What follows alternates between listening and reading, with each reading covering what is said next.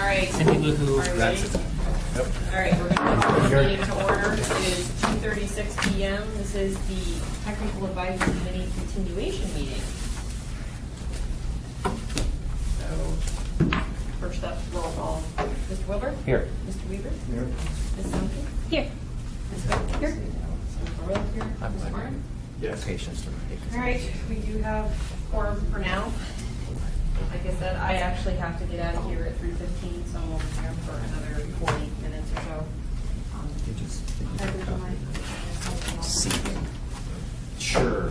Again, this is a continuation meeting, and it's a public meeting, and all the meetings, we will have an opportunity for the public to comment. We'll have a business item, we'll have a presentation by staff or consultant, and then we will give them the opportunity for the TAC to comment, and then we'll go to the public.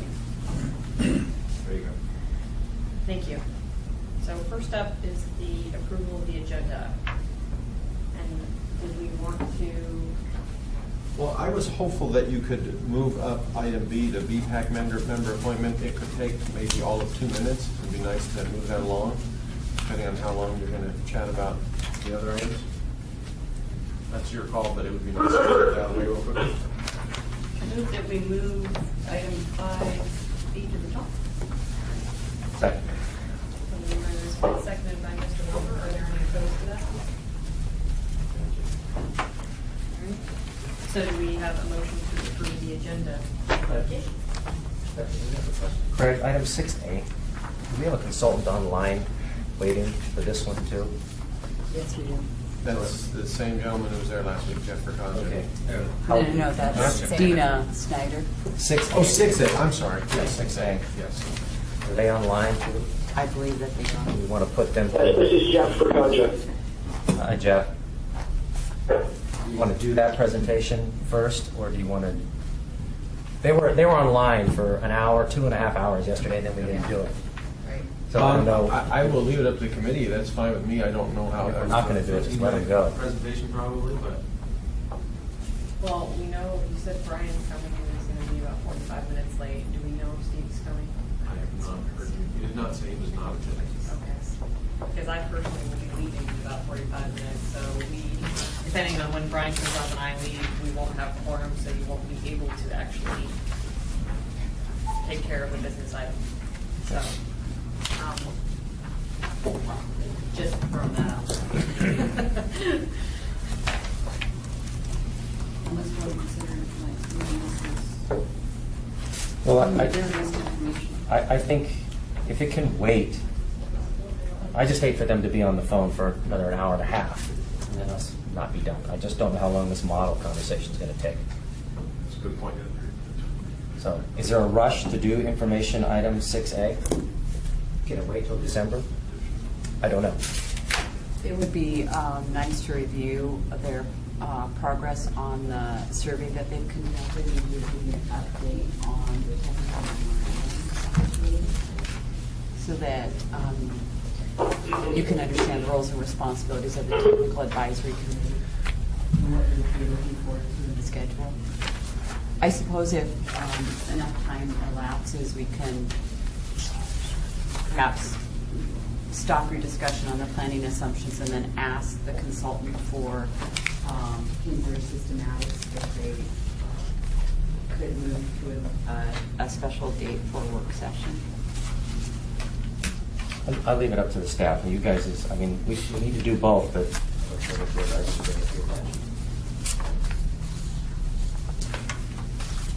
I guess my thought is you can either move it to right after the BPAC appointment or hold it over until the December meeting. Because we're going to probably be talking about the model for a long time and we'll probably be in the same boat of waiting around and then we won't have time. I would like to give it some due, and I don't want to wait for them to take time. So I'll make a motion to postpone item 6A, congestion management process and regional objectives, until our December meeting. Second. Moved by Mr. Wilbur, seconded by Ms. Duncan. Are there any opposed to that motion? We need to let Cambridge Systematics know that, if you guys can be sure to let them know so they can hear you, since they're online right now. Are there any opposed? Hearing none. Okay. Dina, are you on the phone right now? Yes, I am. Okay, were you able to hear that? Yes, yes. Okay. So, yeah, so we'll plan to give you an update on all of the tasks to date of December. Okay, thank you very Thank much. I you. appreciate your Thank you. patience with us. No problem. Thank you very much. Sign off now. Okay. In addition, on the agenda, Ann Schlapia, who was here for 6B at our last meeting, is not here today. She's out of the state, so we also won't have that presentation. So you just have your business items there. Okay. So we'll not move to next month if possible? Yes. Or? Yes. Okay. As long as she can attend. Okay. After I move to agenda as adjusted. Second, moved by Mr. Wilbur, second by Ms. Witt. Are there any opposed to the motion? Hearing none, the agenda for the approved modification. We have no minutes to read out, so that brings us up to the first business item. This is actually a continuation of discussion from last week. From what I understand, I apologize for not being here. I was ill. Madam Chair, I think we're going to do the member appointment. Oh, sorry. No. That we did. We reordered. Thank you, Mr. Weber. So first up is 5B, actually, the VPAC member appointment. So, Craig. So we have a public position open on our BPAC. Mr. Logan, who was on for a little while, moved away, unfortunately, and so we needed to fill that slot. And actually, in the discussions with Mr. Hess to try and come up with a good appointment for someone, he suggested that he would be happy to fill the slot. And I'm sure most of you, if not all of you, know Daryl Hess. He's a resident of Fairbanks, I think a lifelong resident of Anchorage, and he's a very active pedestrian person, a walker, and a biker. So I think it's a great addition to our committee. I'd like your recommendation to the policy committee to make that approval. Accept. Any questions or comments, Ms. Minnie?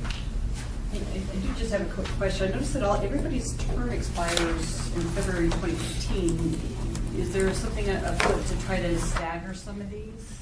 Yeah, I think that is, must have been a global replace, because when we appointed them, they were staggered every. Okay, yeah. So I will make sure that we get that corrected for the policy committee memo.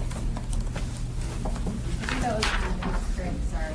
That's all right. I should have taken the notes. So they're not all expiring? They're not all. No, sorry, Okay. that was my mistake. Okay. Yeah, I know that some members had a one-year term for their first year, some were two, some were 2 years. We get that staggered. Okay, that's great. For some reason, the only one I remember that was a 1 year was Carol Fink, so I know there were some that were 1 year. Hopefully they'll get reappointed to the second term and get 2 more years. Okay, so are there any questions or comments from the public at this time about item 5B?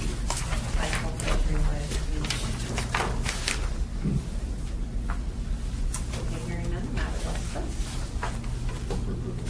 Second, moved by Ms. Reaver, second by Ms. Witt. Are there any opposed?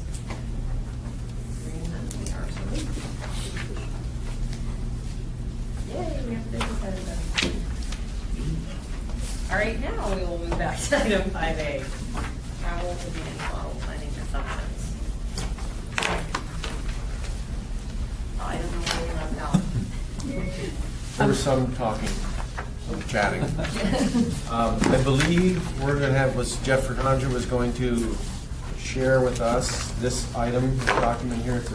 Should be the first one in your stack. It has one the corner travel and model update, so we can kind of go over that. That was, I believe, the direction that we shared with him on what the TAC was looking for. So, Jeff, you want to go ahead and start discussion of your draft there?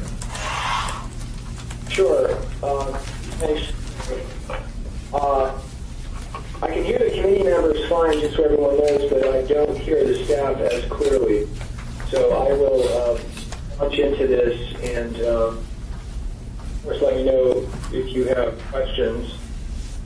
As Craig stated, we heard some direction at the last meeting about a desire for a memorandum, and given staff schedules and holiday time and things like that, we were able to craft an outline which is what we believe the TAC has asked for But since I couldn't hear the committee members clearly last meeting, we wanted to bring this back to you and make sure this is what you want. The general understanding, of course, is that if you look at the section and headed purpose of this memo, what staff and I perceive the TAC wants the memo to do is to essentially provide what I have called a communications aid so that all of you can explain to your constituents and stakeholders in simple and clear terms the process used to produce the socioeconomic estimates and underlining facts about that, including why different processes may produce different projections, some of the aspects of different processes, including their assumptions and the starting points or bases, and a history of what consultation was undertaken with other agencies during the model update process, as well as we suggest a little bit of a future suggestion as to what additional interaction could productively take place with other agencies in the future to align you for the next plan update cycle. So the rest of the outline that you have in hand essentially details that out in major talking points, if you will, with some material that was already verbalized at your last discussion by myself and the staff included. But let me stop there. I just want to ask the question, is that my overall sense of what the TAC has directed staff to do?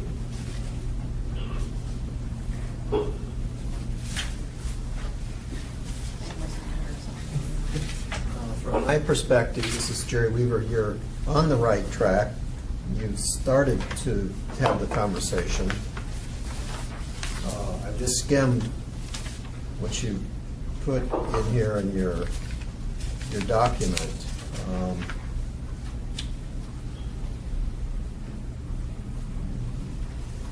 I'm certainly happy to proceed and go through it if that would make it clearer to folks. I just didn't want to go too fast.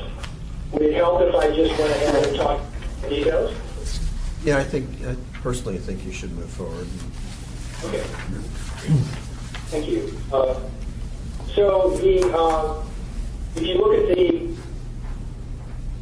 heading that's a subheading, explain the bases and methods used for the draft socioeconomic projections in comparison to other methods. What we understood was that you'd like to see an explanation of the way that the Department of Labor and Workforce Development method is applied, and it's labeled a population-driven projection method, talking about its specific method, which is technically known as a population cohort approach, expounding on the details of its key inputs, which are population and migration rates. There are others, of course, but those are the ones that are probably most important to this discussion. And calling out the fact that the population in and out migration rates are a key assumption for the future, which is really an element of capturing economic activity in this particular approach. And just noting, as we said last time, that employment is a function of population in this approach. The next heading, economically driven projections, would cover the ICER approach, which is the 2009 ICER product that we understand was the basis of the MSD methodology. Talk about the sort of economic activity approach that applies, which takes as key inputs historical economic events, more details about the key assumptions, which, and the most salient ones are future economic events, and the fact that in this method the population is a function of economic activity. Also understood in the final subheading of this section that I'd like to see an explanation that details why the staff chose the Department of Labor and Workforce Development based method. As we, there's a couple bullets there that we verbalized last time about the fact that federal regulations require AMATS to use the latest assumptions, and that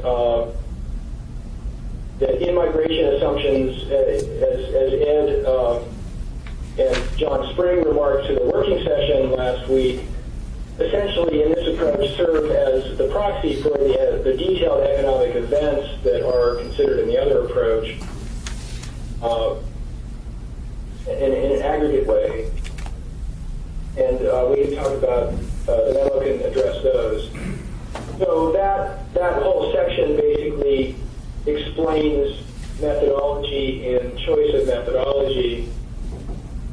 The other major theme that we understood you were interested in was some ability to communicate about why different efforts may have produced different results, and yet be considered reasonable within the scope of their respective analyses.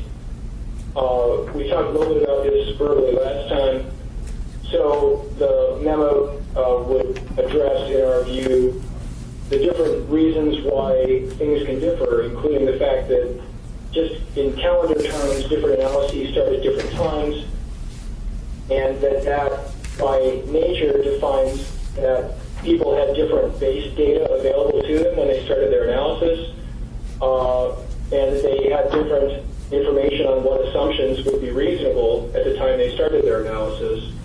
The example discussed last time being the fact that the 2009 ICER product that was, again, we understand the basis for the MSB approach, had certain assumptions that were perfectly reasonable at the time. The approach that we have proposed to use for AMATS uses a more recent Department of Labor, which has, different assumptions. Some of the assumptions, of course, should be discussed. The examples are when a particular transportation improvement would open, economic factors like price of commodities, and other things that could sort of tease out in more detail. And of course, I mentioned this myself in the last meeting, different purposes like an investment grade study for a socioeconomic projection, are feeding different analytic products. And so there may be different geographic areas that the analysts are interested in. In the case of Matsu, clearly they're planning for the Matsu borough and the valley. In the case of AMATS, their planning area is different, and so there's a geographic focus there. In an investment grade study, there's a financial question at hand, which tends to push attention to that dimension.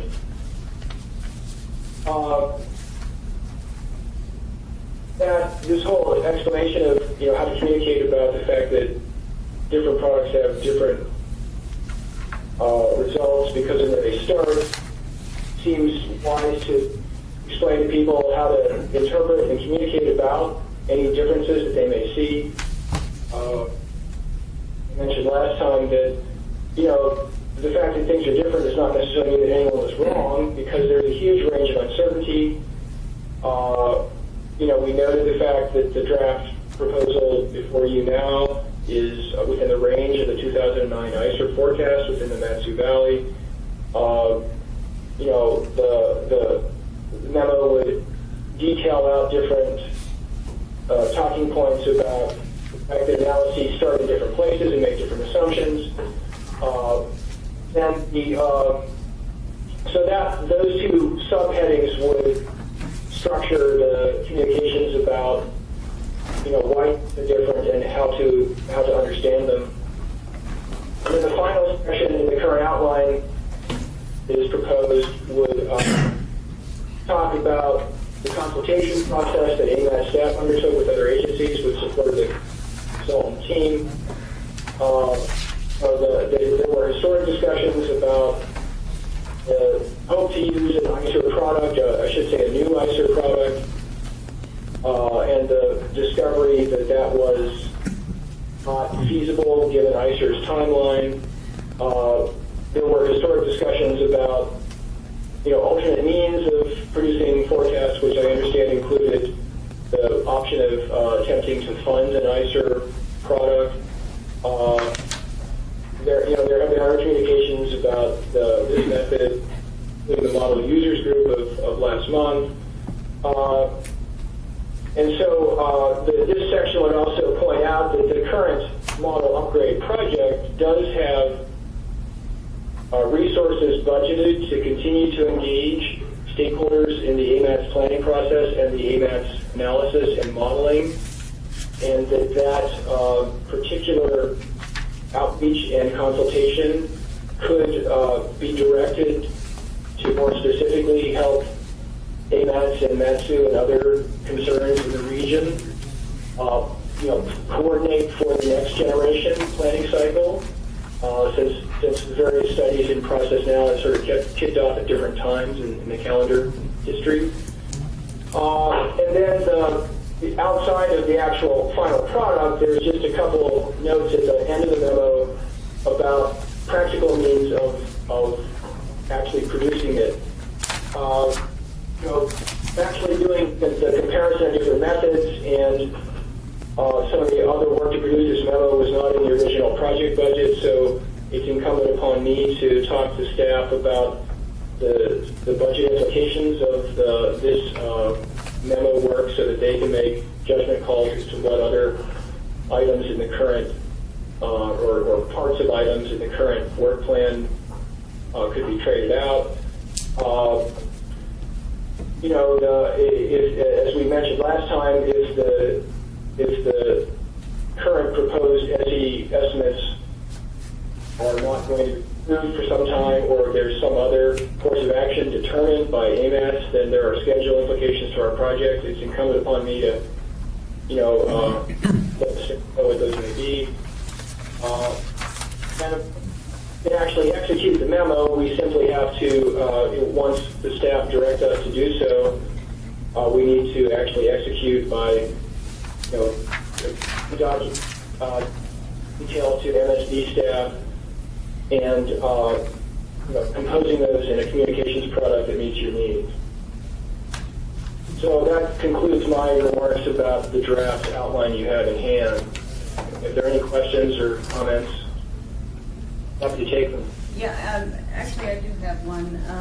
Jackie, on page 3 of the handout here, you said under how to interpret different findings. You state here that the draft AMAT socioeconomic projections are within the range of the 2009 ICER forecasts within the Matsu Valley. And I guess I'm looking at Lance because we've compared them, and Lance has kind of looked and computed the percentage difference, and I don't find the numbers to support that statement. And so I don't know if you have a copy, Jeff, of the. So Jeff, this is Lance. I gave Lon and John Spring a copy of a table that Jennifer originally put together, and I'll pass the copies around to the committee members. Basically what I did is it's a little bit more in detail to the information that you have in the what am I trying to say? Your working document, what am I calling it? The technical memorandum that you guys prepared? Yeah. So what I did was I took a comparison between the efforts that you guys have worked on and compared that to the latest MATSU numbers in many categories, population, both at the base and in the forecast for employment, population, and households. And then I compared the estimates that you guys put together to the MATSU's latest and your latest estimates compared to our existing estimates. And I'm happy to say that with a few exceptions, out of a whole list of categories, more than, I would say 60% of them are like within 1% of each other. It didn't matter if you used your numbers or MATSU's or our old numbers and the current numbers. Many of them, the differences, I think, are consistent. So if you compare your DOL method to the method that the MATSU Bureau used, with an economic forecast, their results and our results, there's a bit of a difference, but it's not so much that it's drastic. That I think, in my mind, as a professional transportation planner, seems within range. But there are some that are not. And I kind of highlighted those to the committee, and I gave a copy to these guys here, and I don't know if Teresa's going to scan it. Teresa's going to scan it and send it to you. But basically, the big ones are the projections that AMATS is using for in the DOL method for. I'll just start with the good news. The regional employment in the forecast year, from what AMATS is using and what Mat-Su Borough is currently using, it's about 15% difference. That seems pretty good. So that seems a big difference. But when you're looking out 20 years, maybe it's not. And so the question is, as Jennifer pointed out, are they within range? But the two that really kind of draw my attention is the method that we have for forecasting Mat-Su employment is 30% higher than what the Mat-Su is using for employment. So I'm just trying to grasp on how that 30% is within range. And if it's not, it would just be good to know. And I think one of the reasons might be that the Mat-Su Borough, similar to Anchorage, has a lot of people that they actually live there, but their employment is not necessarily there, but I think there's a lot of transient work that goes, workers from the Mat-Su. So anyway, I'm just trying to grasp that one. But there's a 30% difference between what we're using and what Mat-Su's using, and only about a 9% difference about what we're using and what we were thinking would be in the past. And then the next one that's kind of an aha for me was the Mat-Su employment forecast years. Frankly, your numbers and their numbers are only about a 10% difference. But the difference between what we used to use and what we are using is a lot less. So it's these highlighted areas that I think this whole point, how do you interpret the difference of the findings? I think the method and the outline that you've got here, it's when I highlight the places that are significantly different in our methods, like I said, more than 60%, probably closer to 75% of them are a percent or two. It wouldn't matter what method or what forecasting years, we're coming up with pretty much the same answers, except for those few. And I think those are the ones that we just need to be able to explain, and hopefully you can help us explain, and maybe the borough can help us. So I think if these are the ones that are going to, people are going to do this exercise that I did today, and they're going to go, you know what, the MTP, and then the column that's missing is Cabada. When they add their column in here, if their numbers for employment or housing are wildly different, we have the responsibility to try to make sense of why. And two reasons. I'm reminded, Craig sent us an email today, or maybe it was Teresa. We developed the policies and procedures within our MPO to sort of rectify or bring together these different methods so that we don't come into this exercise. So it's not enough just to say the Mat-Su's are good and ours are good, and it doesn't mean that they're wrong or we're wrong. We have to figure out why they're different, not make them the same. I think the Mat-Su Borough numbers are probably legit. Our numbers, I like them. I think they're good. When we see Cabada's line in here, because we're going to get asked, what's the different percentage between our forecast, Mat-Su's forecast, and Cabada's? And if if the regional totals for employment are within 10%, which to me would be within the range, I think we're good. I think we can all of us agree that that's acceptable. But I think that's where we're struggling with, and that was the purpose of trying to put this memo together to help us explain that. So I don't know if you got that yet, that Teresa, I don't know if she had a chance to send it to you or not, but honestly, those are the things that were drawing my attention. Okay, well, thank you. I just received your document. I want to first respond to the other comment I heard in line quite sure from whom that came, but the point about the range is on slide 22 of the presentation that we gave you last week. It's referencing the ICER 2009 product. Okay, so it's not referencing, actually, typically it's referencing the ICER methodology, which had 3 different low, a base, and a high. And in actually the product, there was a comparable future year to one of the future years that we are producing for AMATS. That's 2028. And in the 2028 comparison of the ICER range of low, base, and high to the draft estimates that we, as the consultant team, had prepared for AMATS, the estimates that we prepared within the Matsu Valley, as well as region-wide, fall somewhere between the low and base scenarios in the ICER 2009 document.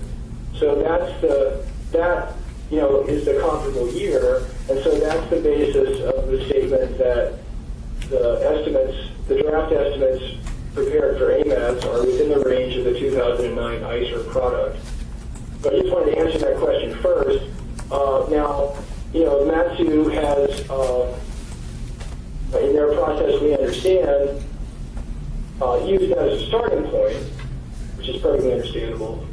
And so what you've done here is to compare the Matsu numbers, which we had done on slide 23 of the, or part of the numbers were compared on slide 23 of last week's presentation, and we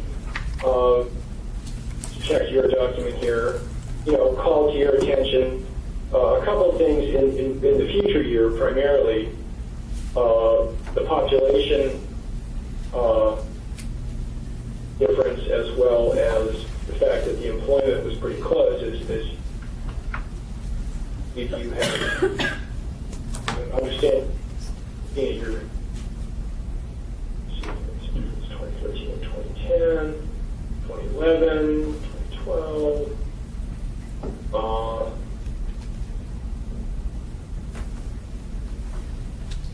So I'm looking here at employment. So having said that, I believe that your point is that the highlighted areas of your tabulation are explicit things that need to be addressed in the memo. Am I correct? I think so, Jeff. I think in your memo, when you get to this page 3, as Jennifer pointed out, are within range. I mean, I think everything else, if you look at, assuming the table numbers are correct and my formulas are correct, I don't have any problem anybody checking that. The ones that are highlighted, if I were a lay person or if I were a politician that I didn't like, or just trying to make a decision whether or not I want to, carry on and make the recommendations for the network, it seems like, based on our past experience and the policy guidances that we have to standardize our socioeconomic and modeling data, it looks like it's pretty close. Where there's a little bit of difference, okay, we really don't need much explanation. But when there's a big difference, I think the highlighted areas are, if they're not in range, maybe what is in range, Jeff? We're not that far apart in our horizon years. We're at the most 4 years apart. Obviously, within 2%, that would make reasonable. Within 30% is not. Based on your experience in those other places, something under 10, under 15, or maybe it depends on the horizon years. And I think if you made a statement for the purposes of this model exercise, we've recommended that anything within 10% of the different assumption methods is within range, and those that aren't, for example, Matsu population base is almost 11, for whatever. Maybe anything over 10 needs an explanation, so we don't have to explain every single difference. That's where I'm getting to.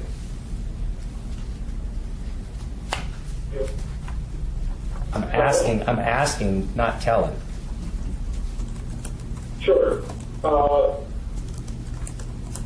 again, we need to do an in-depth comparison of the methods and to answer, why these might be different. We would have to invest the time of grappling in great detail with what Matsu has done, and so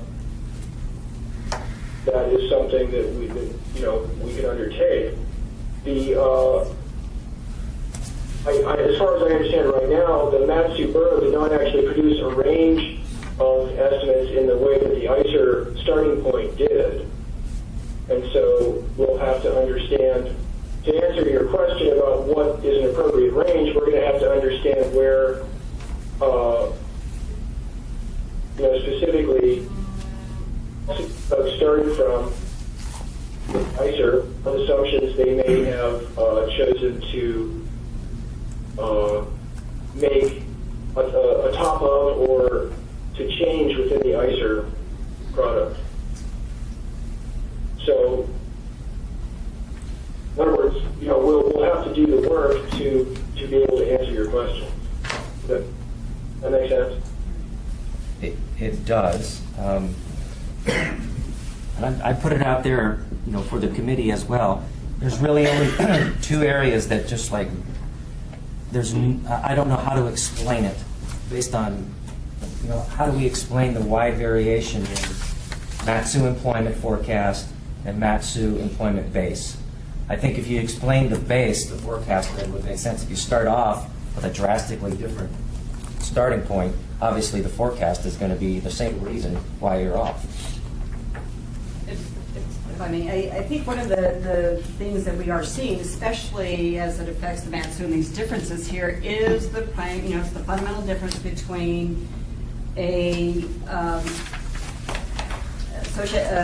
econometric model and the more traditional population model that's being employed here. And here is what when it comes to the socioeconomic assumptions for the municipality of Anchorage, for the AMATS study area, as an AMATS member, I would look to my colleagues here that actually are with, representing the municipality of Anchorage, because those assumptions have, peel over into things besides transportation. And so I would defer to the municipality for those. But my question is, at this point, and actually my suggestion would be to be able to move forward with this, is to simply accept what the Matsu Bureau has adopted as their own and not and focus our modeling efforts on the Anchorage side.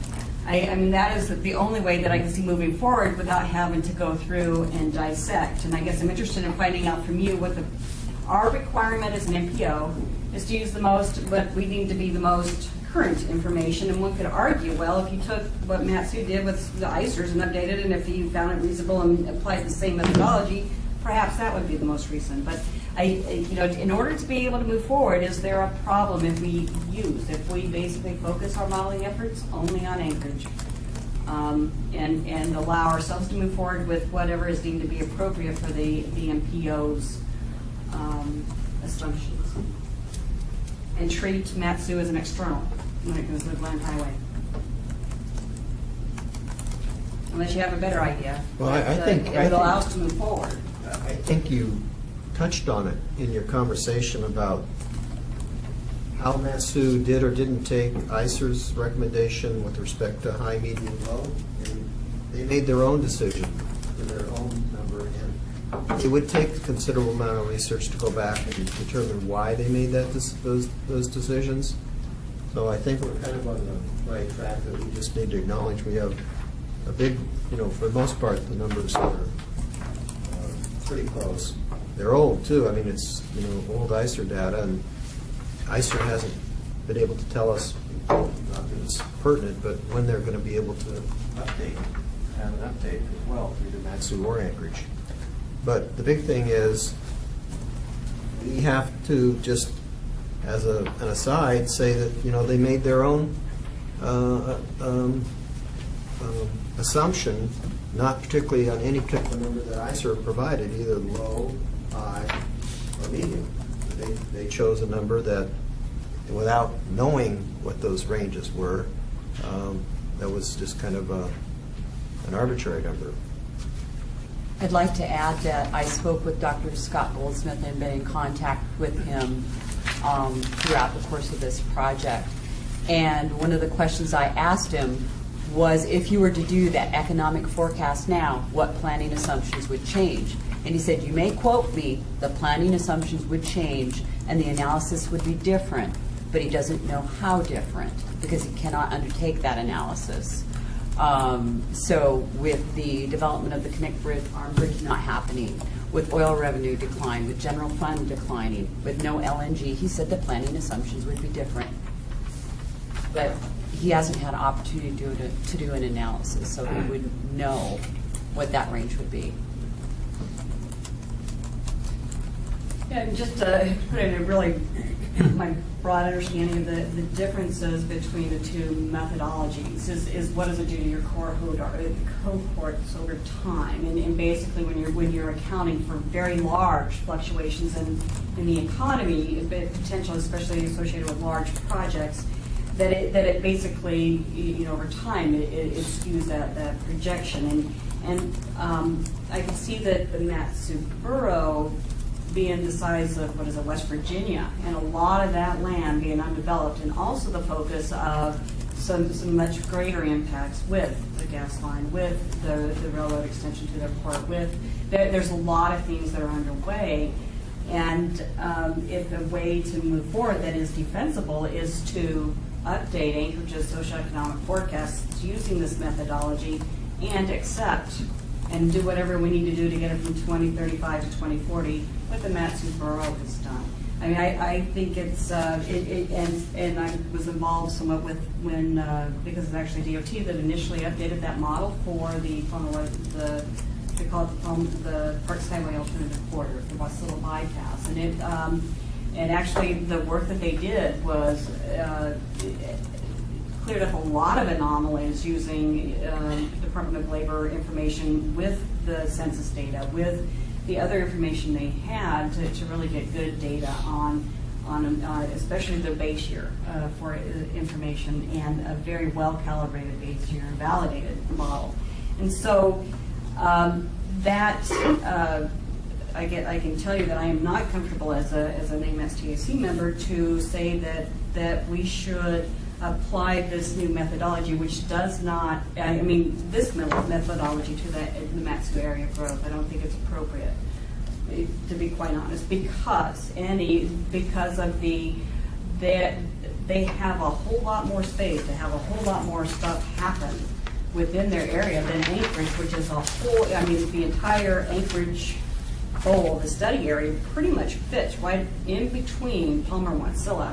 Anchorage takes up a very, very little bit of the space over there. Matsu, most of the Matsu is undeveloped, and so if we needed to move forward with, I agree with Lance that the methodology is legit, and I think it works for Anchorage.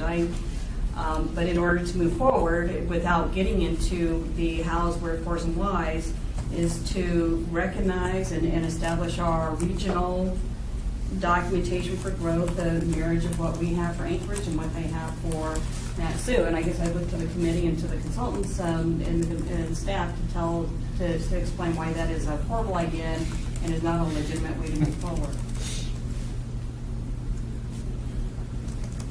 So I'm going to ask John to help us explain why that's a horrible idea. That's okay. Jeff? Oh, that's right. Whoever's. So John, that puts me in. I can answer your question. I just want to know if you're going to come up with the same answer as me. No, Jeff wants me wants to try to answer it, or should I? Is the proposal? There was an earlier proposal to split, as I understood it, split the models and treat the other jurisdiction as an external. But what I think I'm hearing now is that the proposal is to potentially re-estimate AMATS's socioeconomic projections using the Matsu numbers as one of the basis. Is that what is it? I just want to be clear on what the proposal is. Well, I had two of them. One is to treat it as an external. That is one, and it would certainly help simplify this effort that we have underway. The other one would be to, if well, we need to talk about it, but if we were to move forward with this regional look, is to accept Matsu Borough's assumptions for themselves, which were consistent and well documented with what actually AMATS had previously, the methodology used, and just, I guess there's two things, either to do a regional one accepting theirs, or to just cut off and treat Matsu as an external at this point, because frankly, I don't see the benefit in moving forward with a second regional model effort that has totally different assumptions and have it paid for and administered through the same funding source. Can I make a clarify So something? let me start, if I may, now that we're clear on the two ideas on the table, and then we'll ask John to add his commentary. Treating Matsu as an external, I suggest is undesirable because we know that a large proportion of people who live in Matsu travel to the Anchorage area for work and other purposes. I mean, we're talking about the 30% range, and so the treating that as a static thing essentially removes the model sensitivity in ways that are important to the Anchorage area.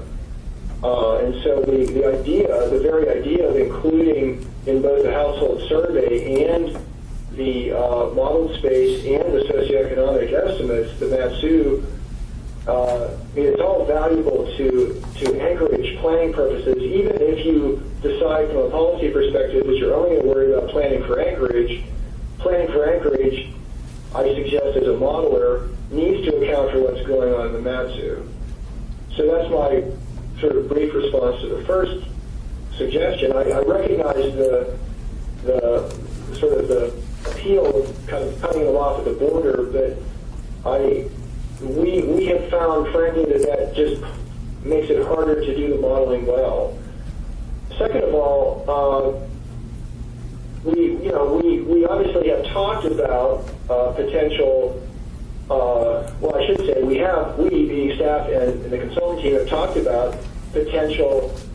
What would we do if we had to redo the analysis? And accepting Matsu numbers, let's just be clear. If you accept Matsu's numbers, then you have two alternatives region-wide. You maintain the DOL control total, which really makes the shares, if you will, different between the two sub-areas, or you enlarge the DOL total. The latter would seem to be problematic from the perspective of using the latest information. The former kind of pushes the problem of consistency with the DOL to the sub-area level, where the differences would essentially manifest on the Anchorage side. So, those are possibilities.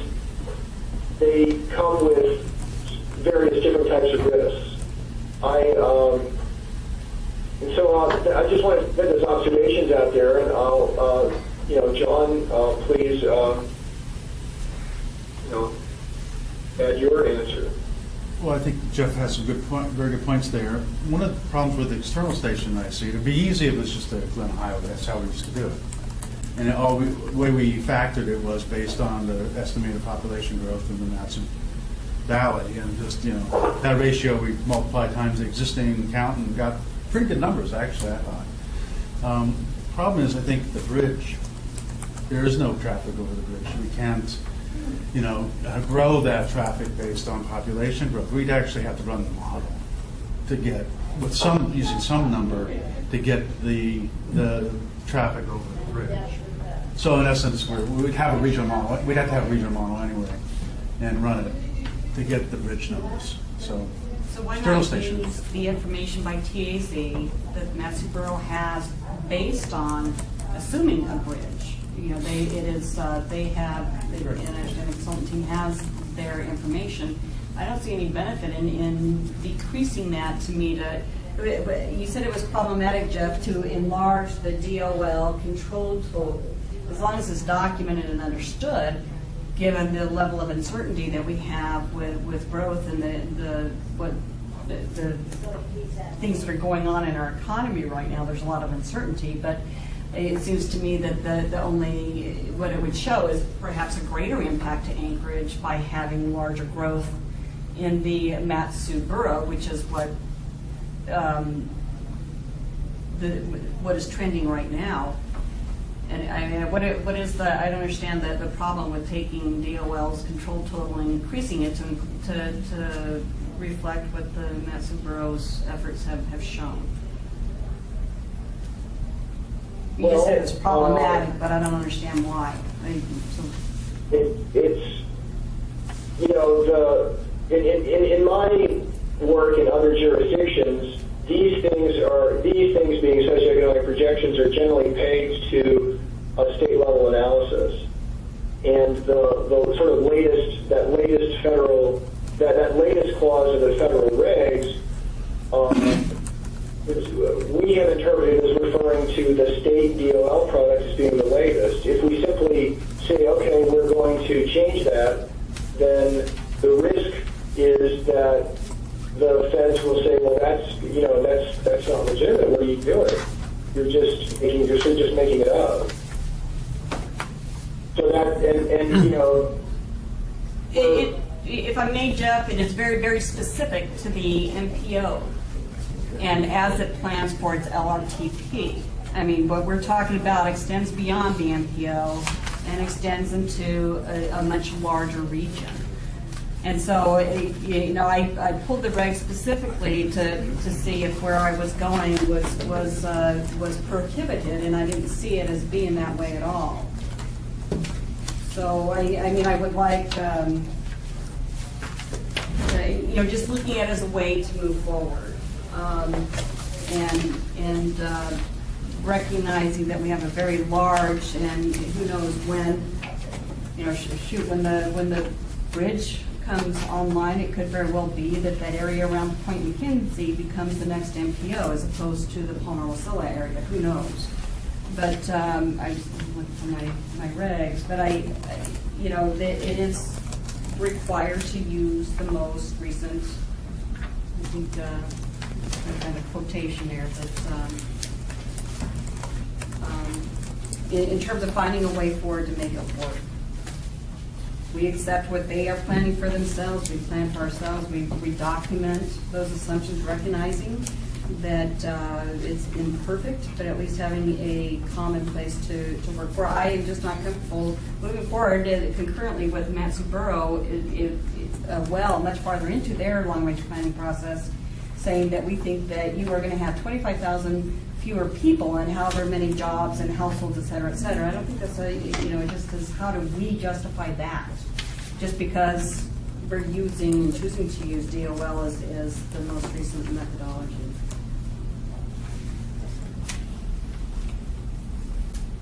No, I'm actually looking for the federal. I have a couple other comments if you want to hear them, I guess. Jeff, can you hear John? No, I can't. Okay, I'll speak louder. Come sit here, John. Sorry. The mic's right here. He can hear me, though, I think, now.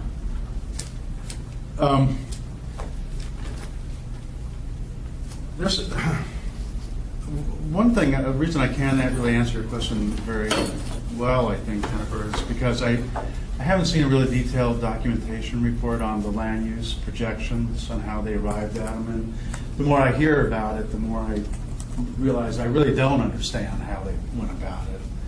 You don't have the white paper. There's a whole. I've seen the documentation, but I can't figure out how they arrived at these numbers based on the ICER report, because the ICER is substantially different, especially the employment part. I don't see the connection between. So I can't say offhand whether I think they're good. You know, I don't understand them. That makes a problem for, I think, me and maybe other people on the staff when you go through. The reason we're doing this, obviously, is to do a metropolitan transportation plan. And when we do the plan, we need to produce the numbers, the regional numbers and the splits and whatever, and be able to answer questions from people why these numbers make sense and why we should trust them to generate the traffic numbers that are going to be used in the plan. First of all, I don't know exactly whether I can explain that to people if I was doing a metropolitan transportation plan. Secondly, I think when you split the methodologies, that just raises other flags for people who are really scrutinizing the plan. Two different methodologies, you're splicing them together. I mean, we know they come from different angles. One's population, one's econometric. I think that'd be really difficult to explain to the public. Why you just, use two different methodologies, splice them together, and say that's good. You should accept them as, well thought out planning process. And it would be difficult. And actually, John, if I can respond to that, having been through it with you and with many of you with this committee, having to defend all of the last MTP development through, we all know how painful it was. I am much more comfortable being able to explain a splice right now than a wholesale different set of assumptions and a wholesale decrease in the by 25,000 people with a 5-year difference. Saying AMATS thinks that the MATS borough is going to grow by 25,000 people less based on straight line, population forecasting. I can live with a splice. Well, I have a hard time. Granted, I'm not coming from where you are. You're technically trying to put this together. But in terms of being able to defend assumptions, I can't. I will tell you right now, I'm only one vote of 11 on this committee, but I can't support saying we are going to do the forecasting with a separate regional model for MATSU that has a whole other set of assumptions. And what I would invite, though, is staff to sit down with the consultant and borough staff and DOT staff to learn what happened in that model, because there was a lot of really good work and some very well documented and well supported work in it. And John, I'm just coming back to this was such, Steve Morris had drafted this our last PMP, which says very specifically that the AMATS TAC shall coordinate with MATS Borough, DOT, and other entities with expressed interest in regional transportation modeling. And so, again, I know we can't make the MATS Borough come to the table, but we can certainly, and I understand that there was a meeting last week with MATSU and municipal staff, but I think, if it's a difference and a difficulty from where I sit, where I've had to defend things within DOT, between DOT and the Kindergarten Crossing project before, and help in that MTP, I am much more comfortable with a splice than I am with what is proposed. Just as one other thought, and this is more like long-term type of consideration, I think, and that AMATS has adopted the ICER methodology way back when I first started looking for AMATS back in like 94 or something. And the reason we did that was, and the policy committee accepted that as a good methodology. We went through a process and, explained the pros and cons and whatever. And one of the reasons that they liked it was because other people used it quite often, and they updated it every 3 years. And that was very helpful. That was very beneficial. Well, it appears that maybe AMATS should reconsider that policy at this point.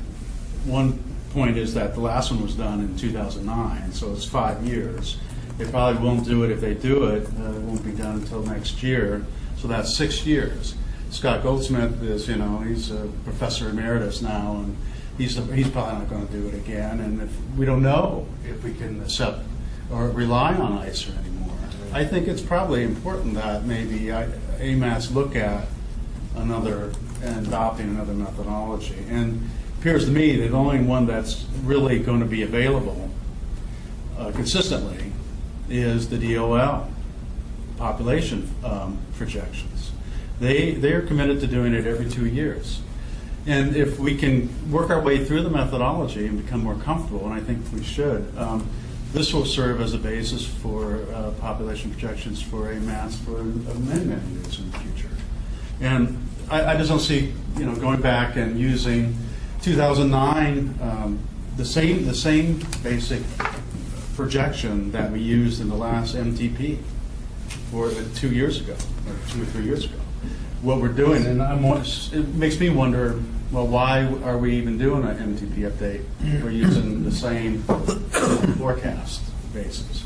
But their split would help, it would change things a little bit, in my opinion, using DOL versus, for Anchorage. But anyway, I think something long-term, just a thought, I guess, to throw out there, what we should be doing in long-term. I think you made a lot of very good comments, and I agree with the majority of those, John. That, we're not going to have ICER as readily as we used to. And the difference between our current data, DOL data, and MATSU's old ICER data, their data's old. I'm a little bit surprised that the population projections, employment projections, are down, because for the past 2 years in Anchorage, building wise, we've done over 600 million per year last year and this year, which is about 150 million over previous 2 or 3 years. So things are moving along at a pretty good clip here, and they are in MATSU as well. So there's a problem with that number. I'm just not sure how they created that number originally. And I think they might have chosen something in the range of what ICER was saying. And for us to go back or have our consultants go back, I think it's asking a bit too much for them to, decipher why they made their decisions in MATSU when they did. Take them as reality, and let's move forward somehow. I'd also like to point out that we have a memo before you with regional coordination and collaboration. This discussion started in December of 2013, and we met the MATSU Bureau and DOT staff starting realistically in January. And if you need the emails, Craig's got them. Okay. I know it's not an easy thing to resolve. And yet I can just tell you as well that just as AMATS would not take kindly to MATSU making decisions or making their decisions based on assumptions about its own transportation needs and growth, that it's not. There needs to be a better coordination between the two, and it's hard to do without them officially being an NPO. But I've given my opinion on this. I can living with their stuff much more easily. The one thing that is outstanding, and I understand, Craig, that Judy Doherty's contacted you and offered to have to come and do a presentation to the technical and policy committees, and so that's going to be arranged.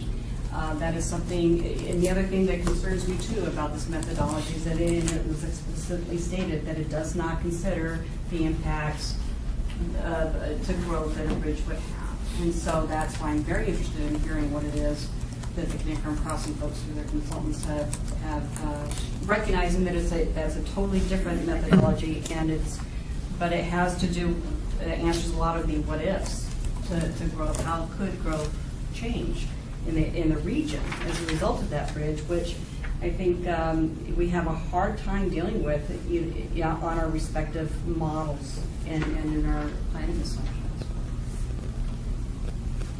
This is Jeff. If I may, the part of the outline that we've offered today contains hints of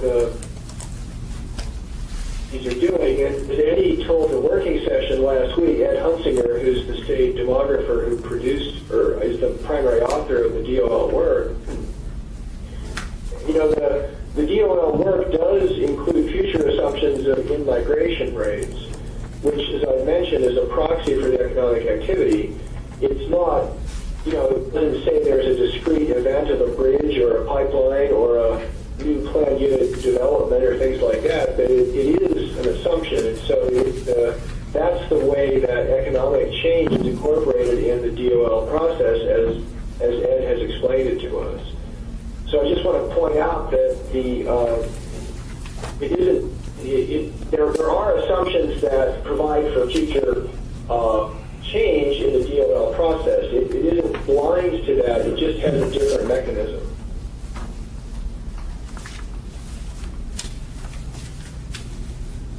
It's not clear to me on the regional coordination and collaboration memo whether Matsu Borough considered the DOL data and rejected it, or didn't even consider it.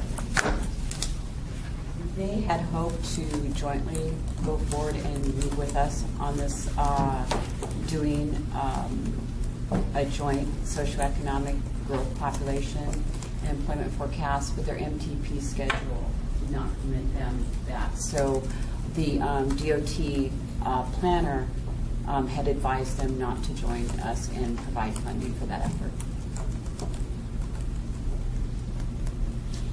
But the Matsu has not officially seen any of the numbers that we produced. Yes, they have. They've been involved in these technical memorandums. Oh, okay. Have they reviewed them and commented? Brad Schwartz is reviewing it at this time, but they've been invited to model user groups. They've been invited to the earlier meetings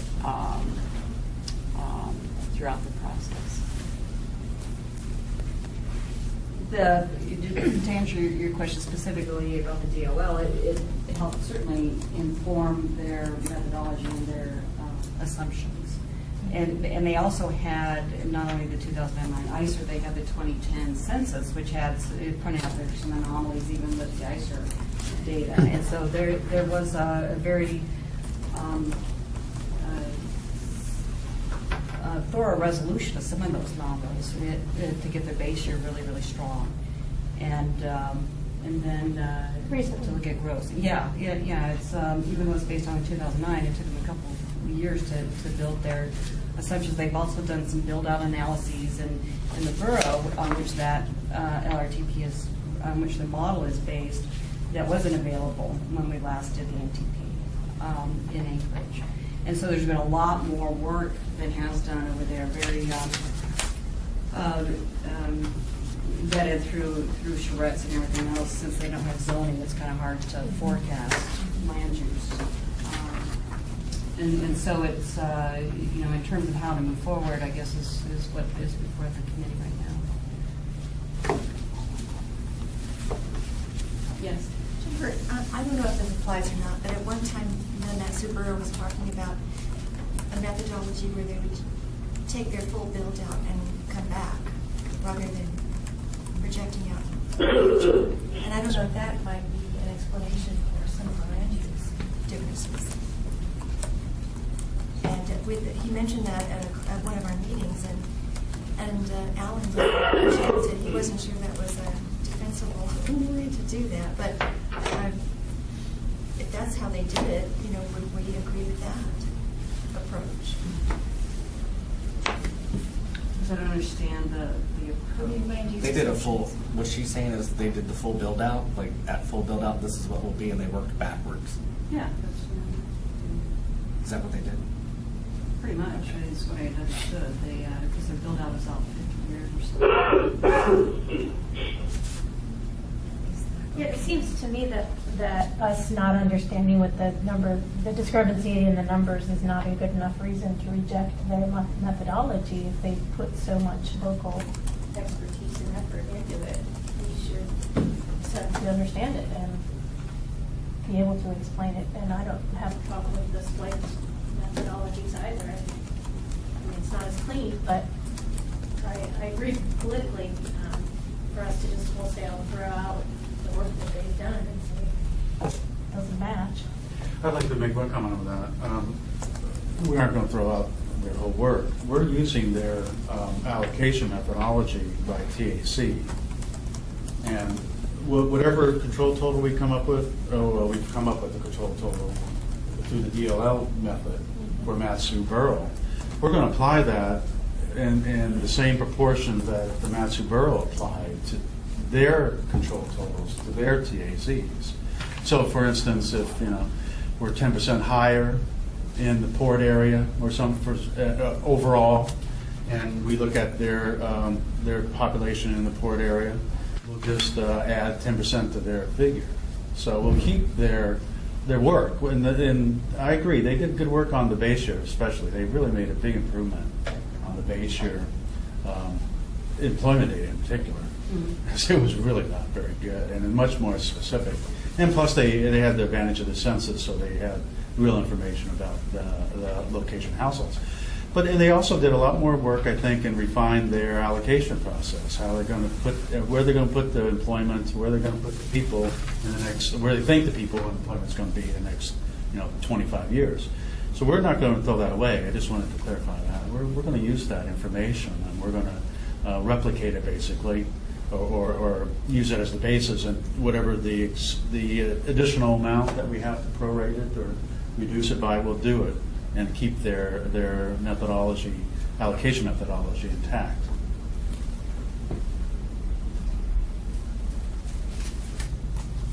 Well, I guess at this point, I mean, comment on that part, John, that,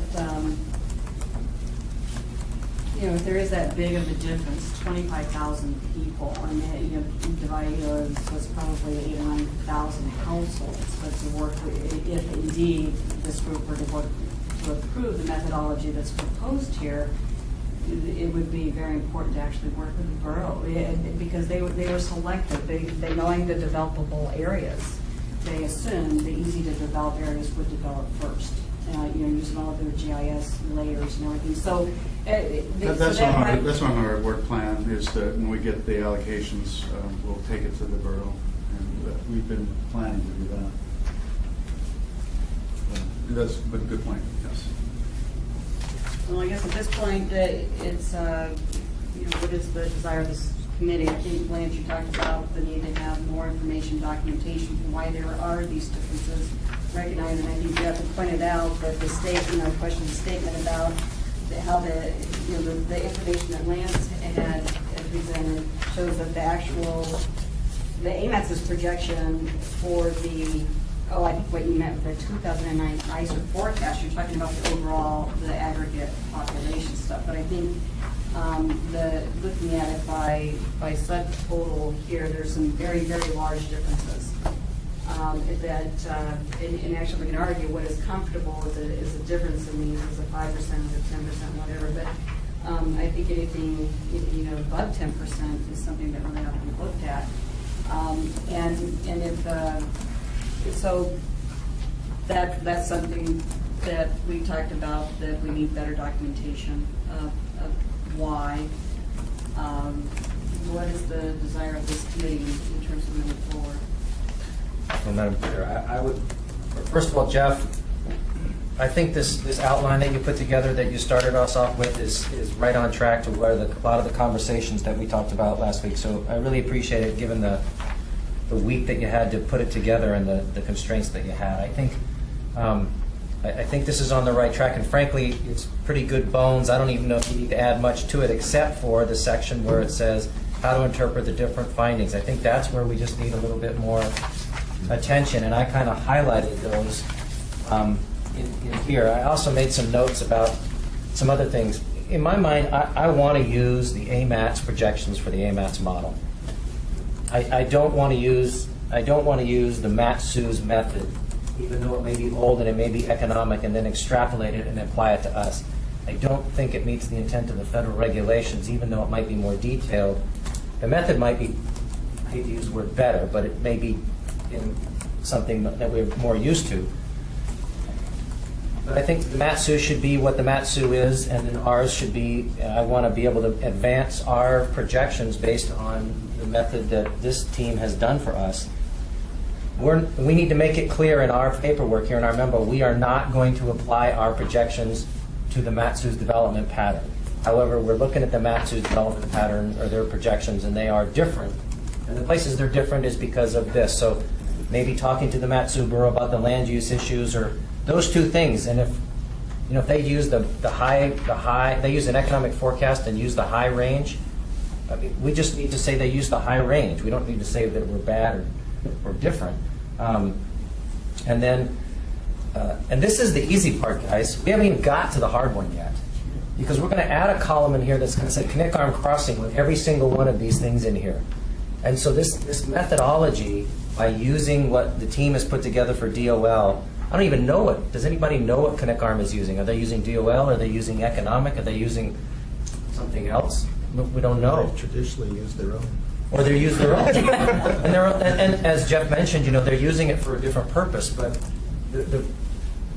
so I think we should flesh out the format here a little bit more. And Teresa, I'm going to ask a simple question. Have these guys got this policies and procedures? Design team. Has the design team, Jeff, you're aware of, Jennifer was mentioning too there, we have a set of MPO policies and procedures that relates to standardizing socioeconomic data for transportation modeling, and has a list of bullet points of the things that we are supposed to be doing. So meeting this policy, if we don't, it's going to get waved in our face as to why we have 3 different reasons. We can have 3 different assumptions, but the key is to work with Connect Arm, work with Matsuburo, because as Teresa mentioned, there's been some conversations, but we're looking at projections for growth, and having that conversation and not necessarily accepting theirs, but advancing ours, and letting them continue using theirs for their benefit is the way we, I think, meets the intent of the policy. I don't think they all have to be the same. We just need to explain why they're different. And I keep repeating myself, and I'm sorry, but that's the part. And John, I think, turned a light on for me as well. He does it quite often, and that is, we've done ICER for a long, long time. We've never used DOL, but can we depend on it? Because the next MATSU plan might be on DOL, not ICER. It might be totally different. So we can't predict that. We can't assume that theirs is better or right or wrong. So I think we should stick with the DOL. I think the assumptions are legit. We have to pick up a couple of them and narrow it down. Well, it's just for my clarification, because I'm a little bit confused today. That should do its own planning. Are you talking about applying this DOL growth rate to the borough as well, to Matsu? No. You're talking about a splice, kind of. Well, yeah, I think a splice is okay. And I mean, honestly, I do think a splice is okay. Yeah, and I don't like the idea of an external station. And things in John kind of eliminated. It worked, it used to work, but it doesn't work anymore. If I may put out there that once this is resolved, we could potentially have one regional model that is usable and accepted by both in Matsuburgo and Anchorage, and then figuring out how to manage it and run what ifs is another issue down the line. So, with all of this being said, do we need to do we have something more in writing? What is the will of the body? I think we're on a pretty tight time schedule. Craig? Well, I'm not sure exactly, but I know it's really tight. You have to get this information to feed the model. Feed the model, and then you start your MTP. But so I don't know exactly, Teresa. This project for the travel demand model was initially slated to be finished in June 2015. I know Vivian has scheduled for the MTP, and of course any delay, schedule delays implicates her work in her project. But nevertheless, I'd like to thank the committee for the review of this document and the numbers and the projections. We recognize that this is an area that we wanted to start investigating and initiating. So when I wrote the RFP, I purposely put in the white paper on regional collaboration and development of that discussion and interaction with the Matsu Borough and other agencies, because this is probably where we're headed with FHWA. So I agree with you, Jennifer. These are the baby steps and the birthing, the initial discussions. And so I'm glad that you guys are going through this and really taking a close examination of it. Thank you. Do we have a form here today? Yeah, we have some. Kavada, or whatever it's being called today, is going to be giving us their data here in the near future, but I don't think we need to wait for their data to move forward. I think if the consultant and staff will do what Lance has indicated in the how-to, with a little bit more explanation in there that we accept the methodology and move forward. For clarification, methodology being applying the DOL for the MPO boundaries and accept Matt, we're talking about that splice. Right, kind of. splice. Okay. So is that a motion? Yes. Second. Okay, we have before us a motion to go ahead and, if I may repeat it, to advance this DOL methodology as proposed for the AMATS study area and to accept the Matsu Bureau's assumptions, which are different methodology, and yet accept their assumptions and to identify that as the new sliced control for recognizing there's a 5-year difference. Yes, well said. So we're looking to use the Anchorage DOL approach for the Anchorage subregion and Matsu approach for their subregion, recognizing that the region is now bigger as a result than just using the DOL approach. Just to be sure that that's what we're talking about. The region is bigger? Our population. Yeah. Greater population. Oh, yes, recognizing that we would err on the high side, yes. That's a good If I was point. the consultant, I would want that clarification. Yes, thank you. I'm not hearing all this, but Do you like what you are hearing? Could you repeat that, it's not for me to like or dislike. It's my job to give you my professional opinion.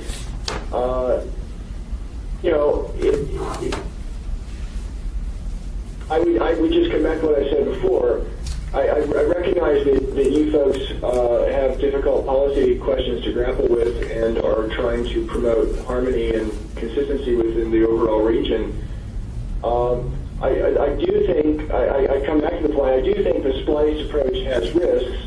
Folks have referenced, potential opponents or proponents of some position.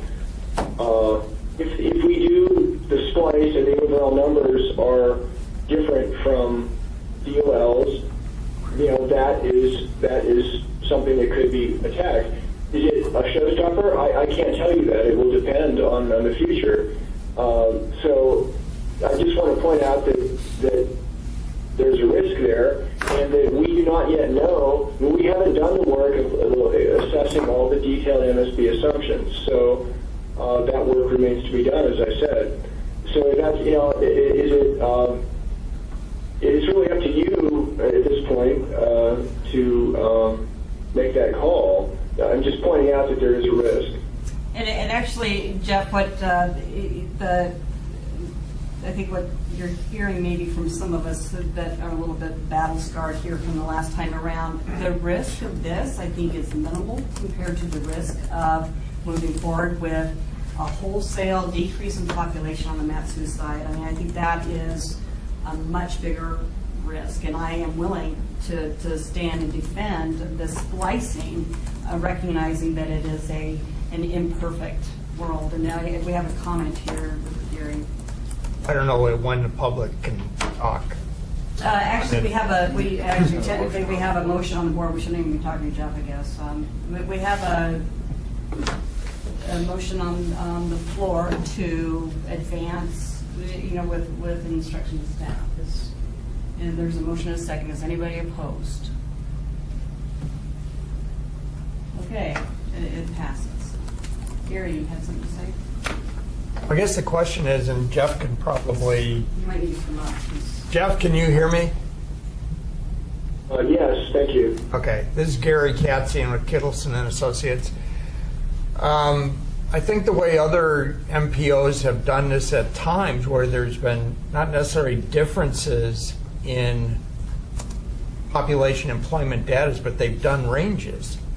And isn't this really could be done in a very similar fashion, that you have a range, you have a population that has come up with this one methodology, which seems to make sense as you're moving forward to have a solid methodology that we can use in later data. But we're transitioning between one methodology and another right now because we've always used ICER before.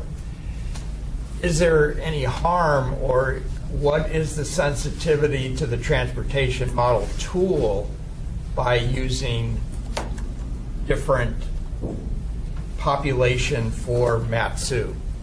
Does it really change the system we need? There's only two pieces of the system that affect the Anchorage side. It's the bridge and the connections to the bridge, and then the Glen Highway and the feeder system to the Glen Highway.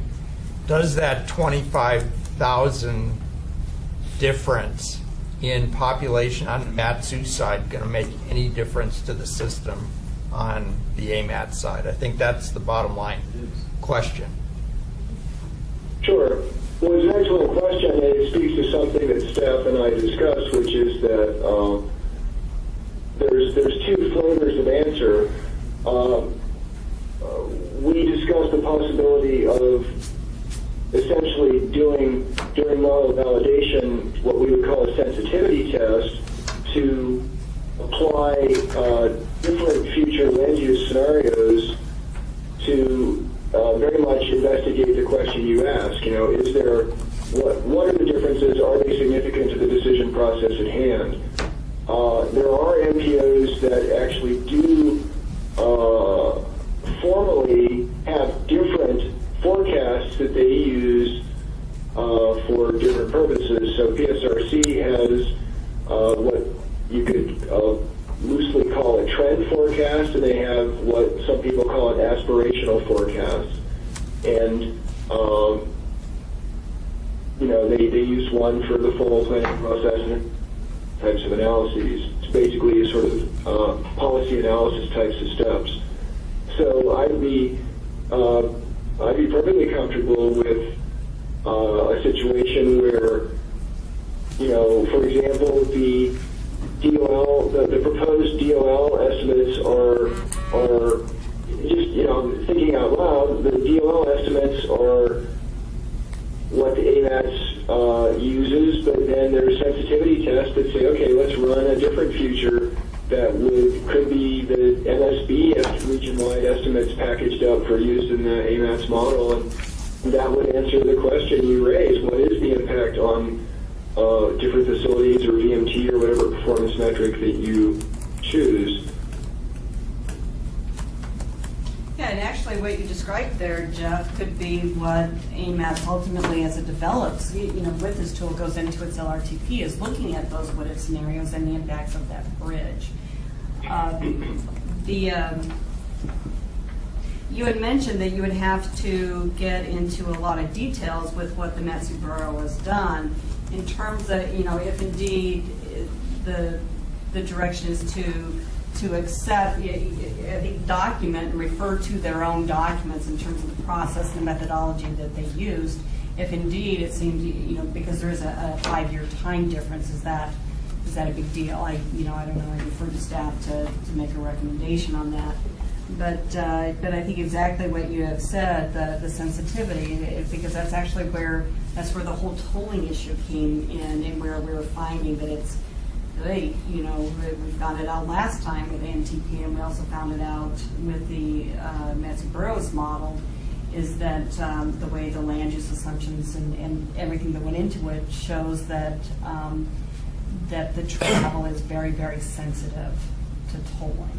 And so this is where but as long as we're both, you know, the Matsu and the Anchorage are developing their LRTPs using their assumptions, recognizing that the interdependency is a good thing. And I think as we hear, and this is where I'm actually very much looking forward to the other what ifs out there with having a different socioeconomic analysis of the what ifs than Anchorage and both Anchorage and Matsu can be looking at for scenario planning as part of their LRTPs. But I appreciate, you know, John and Jeff, the anomalies that we're asking you guys to do. But in terms of, but I think somebody mentioned the politics and everything else involved. And I think if you know, if you have somebody, I mean, I can explain the supplies. I can live with that, and I can defend it from a policy standpoint, and I don't have a problem with that as a DOT person. And so, even though it's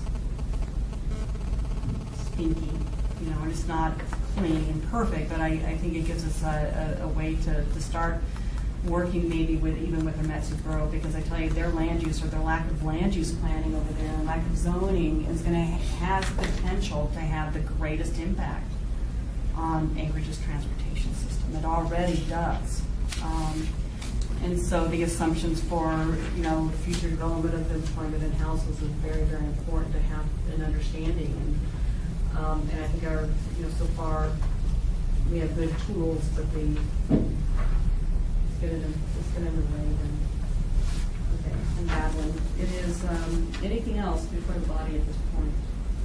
Craig, anything for the good of the body? Well, I want to make sure I mention that date with Kavada that works best for them is December 8th. It is a Monday, because it coincides with their ability to get their consultants up here at the same day they've been asked to make a presentation to planning and zoning.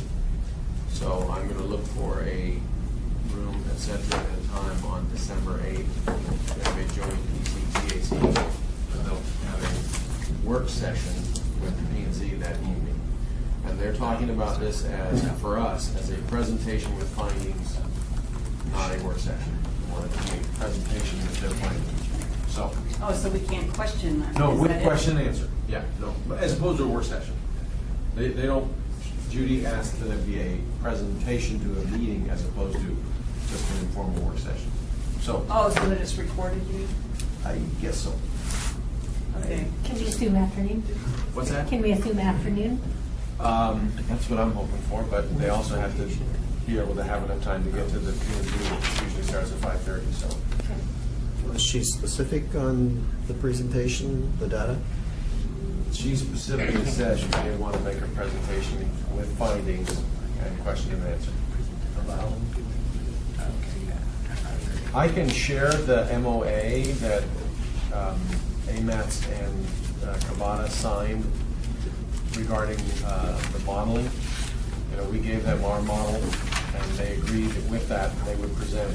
So she's going to present their findings of the model. Their consultant's problem, yeah. But. Right. I can briefly go over this if you'd like.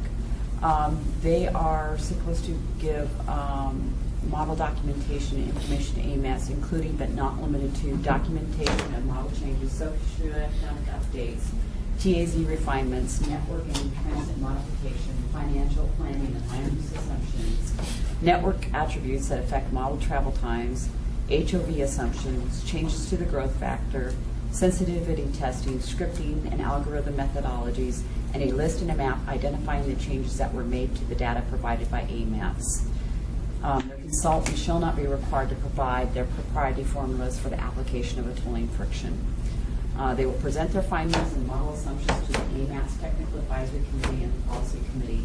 And this was executed by Kavada on late August and executed early September by the MOA of 2013. Yeah, thank you, Teresa. That was great because Teresa had and staff made sure that we would have a chance to hear, and I think it's also in the spirit of our PMP. If we could, if I can make a recommendation, Craig, as you're working to get this set up, is to remind them. We did. And to ask them that we get a copy if we can. It is not going to be easy for us to walk in cold. We can get in advance of the meeting a copy of what they're going to be presenting so we can review it. When she sent me the notice that they'd be able to meet and present sometime in the next little bit, I forwarded on that copy of that MOA. Excellent, saying, we're on the same page. Just so we're on the same page. And this is her response was target December 8th. It should be understood that this isn't a work session, but rather a presentation of the findings with some Q&A. And if you could just let her know that the staff is that the TAC has asked for a copy of whatever their documentation of their documents in advance of the meeting. So, Craig, how are you going to do this, the meeting with the commission that night as well? That is what she requested. That way they would only have to bring their consultants up for one day or one overnight sort of thing. Are you saying this would be a night meeting? No, I'm hoping that our meeting would be during the day, and then maybe our usual 2:30 time, hopefully. Then make another presentation to the commission that evening? And then they would present to the to P&Z that evening. Wrap this up. Yeah. John, make sure you get that. Sheds are all out. Just about the TAC is interested in, if we can, because that's, nothing's been covered for years. Yeah. Well done, staff, thank you for bearing with us. And, Thank you, public Jeff. team? Yes, thank you. Welcome, thanks to everyone for your suggestions and point, especially to Gary and Lance for some points. Okay, anything else? We gotta be ordered. No, we have an order. Well, I don't know if you want to, when we talked last week about the MTP update and about the critical path and all that sort of stuff, we passed that out to you. We talked previously about our method going forward and whether we would have, if we're going to meet our deadline. As I said, we weren't. The idea was an interim MTP. This memo that's before you asked you to confirm the idea of an interim MTP, which would be included with the regular RFP. And actually, just to. Yes. I forgot to mention that Cindy Heil was unable to be here. She did this morning meet with us as we were preparing for today's meeting.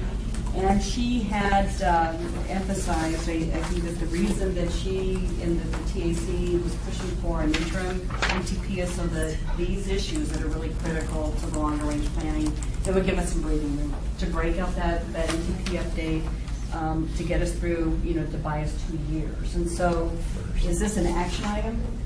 Is this, because it wasn't on our agenda or? Well, your MTP update was on your original agenda last week. If you remember, Cindy did ask that we have included as a business item from here on out, a business item on the MTP if we had need to adopt things in a short kind of time frame. We're in the process of the RFP. I think we have, Vivian is assimilating the comments back that we received from DOT. So we expect that to be out soon, but,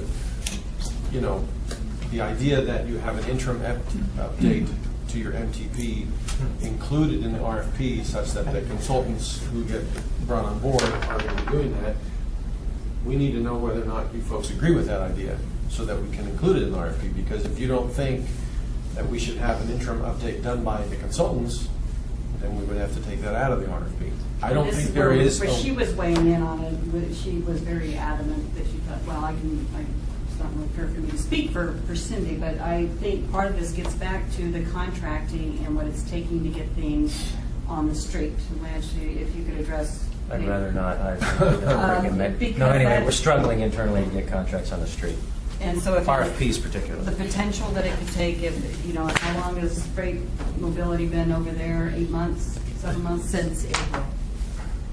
And so I would hate the PAC to bet on the ability of anything getting through readily unless it is requested and contracted through DOT through our advertising process, which I just got a Steve, I don't know if that was bad. I spoke with the contracting officer before the meeting and offered this. You did? No, I would have. Oh. So Jennifer, let me see if I can speak to. I need to have that conversation. Yes, excuse me, I wasn't offering, but I need to have that conversation, sorry. Jennifer, let me just speak to the staff memo here. I think what they're asking for, are we going to do an interim or not? I think we've already agreed that we are. I think we agree that that's the good. The question here is, do we do it in the RFP or not? Correct. Do we have a consultant do it in the RFP or do we have staff? Correct. Your recommendation is to do it in the RFP process, so yes. Okay. Due to staff time and efforts upon all of the other things that we've got going, I don't see it as a good option to get it done. I think that's a separate question than who's going to manage the contract. I mean, it doesn't matter if it's you or for us, but the approach is what there is. And I thought that we were under the direction, we'd agree whether we did it formally or not. This is just my recollection, that we were going to do an interim. It was going to be part of the scope realize. Okay, could we just ask you to make that motion and so we have it? No, And I can tell you, I don't have that recollection, and Cindy didn't either. well, let me finish.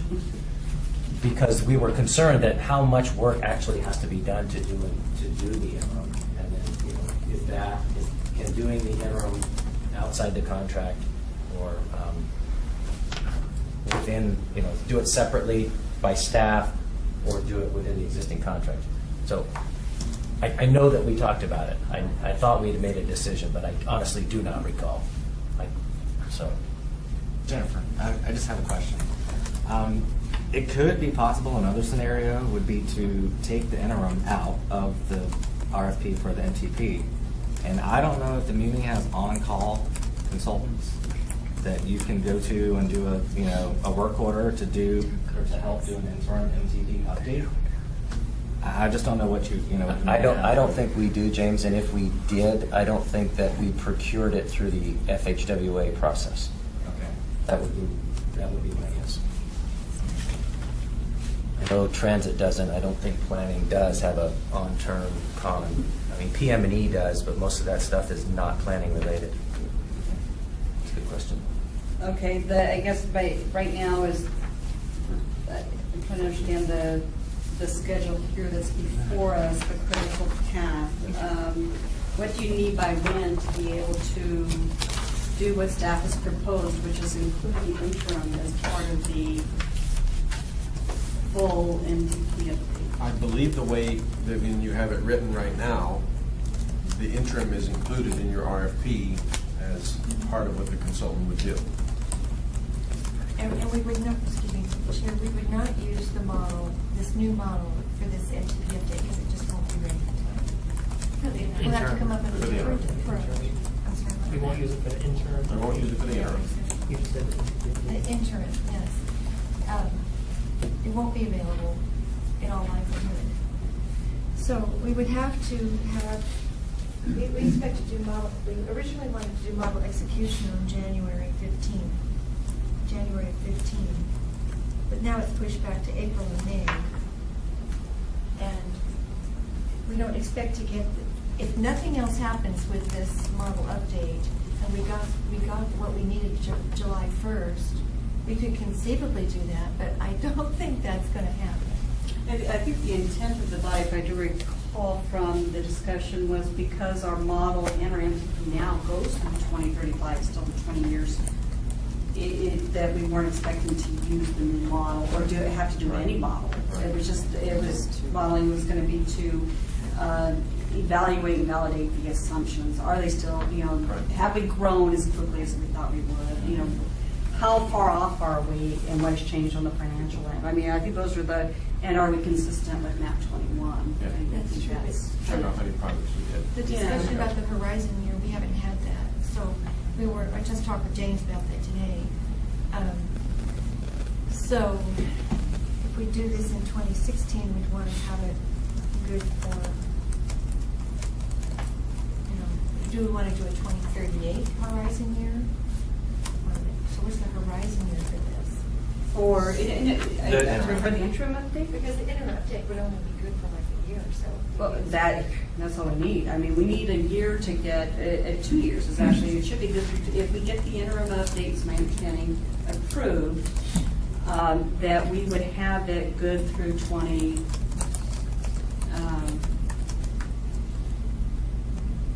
Not sure, I have an idea. You can tell me if it's a good idea. Bring it. Let's add it into the RFP as an additive alternate. The primary scope of the work is the MTP update. Put the interim as an additive alternate. By the time we get into negotiations, we can decide whether or not we want to exercise the additive alternate. But let's just write it, put it in there, and then it's 2 separate task items. If we want to exercise that task, budget for both, then we don't have to spend on that one. We can make that call later, but it will get it through the procurement process and write it. People can propose.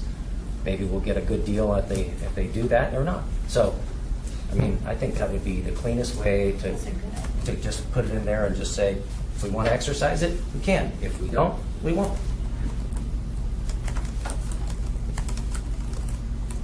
Any downside? I can't see a downside. No, I think the downside is the unrelated thing we're talking about with the procurement process. Right, yeah, that's an exercise. It wouldn't matter if it was added, altered, or it just, the only thing would be on who's proposing, you know? Well, if you could, Chair, it would really help us to know how to plan our staff time too, though. I mean, that's a big if out there. Are we going to have to do it internally staffed, interim MTP? We are extremely busy. I know that we have sympathy for this, but we have these other projects right now that are just really chewing up the other. Well, it sounds to me, I may be missing it, but the committee's agreeing to add it in the RFP. Right, and then we can talk Whatever we about add it in, it's a it's in project. there. Yeah.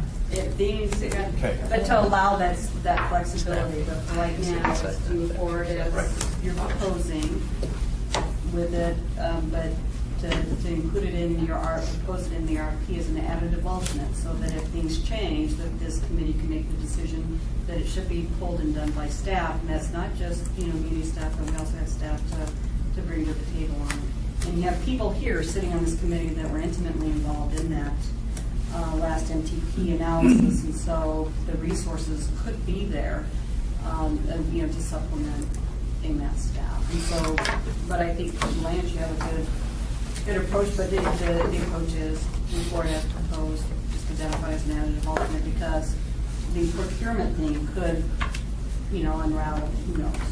All right. I think we have all the direction we need there.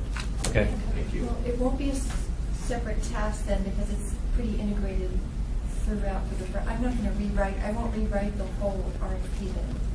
I will put that element in there. Okay. Is that okay? I haven't looked at the scope yet, but it just needs to be clear. I read it out. Put it right, you got it. You got it. Thank you. And Jerry's taking care of the purchasing issues. He's solving that. You're real. No. It's a struggle. Thank you for bringing that up again, and for the memo, Craig. Anything else? Thank you. We're adjourned. So, we would